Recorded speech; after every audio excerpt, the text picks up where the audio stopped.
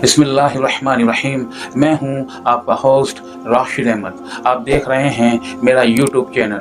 मर्द हो, औरत हो, बूढ़ा हो, जवान हो, बच्चा हो, बच्ची हो, मुफ्ती हो, आलिम हो, हत्ता के इस दौर का सबसे बड़ा वलीउल्लाह हो, हर एक शख्स के पास एक अदद मोबाइल तो ज़रूर ही मिलेगा और होना भी चाहिए। क्यों? वक्त की ज़रूरत भी है, जो कि इंसानों की अक्सरियत ने उसको मकसद बना लिया।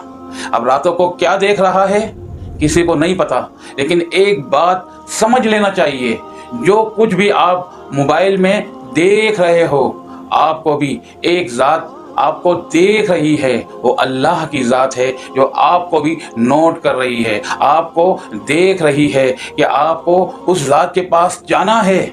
इसलिए आप जो कुछ भी देखें ये समझ लेना चाहिए कि आपको भी कोई देख रहा है। तो उलमाए कराम ने मोबाइल को एक फितना कहा है, लेकिन इन्हीं उलमाए कराम ने मोबाइल को दो मकसद के लिए इस्तेमाल करने की इजाज़त फरमाई है। नंबर एक, मोबाइल को इंफॉर्मेशन और कम्युनिकेशन के लिए इस्तेमाल किया जाए।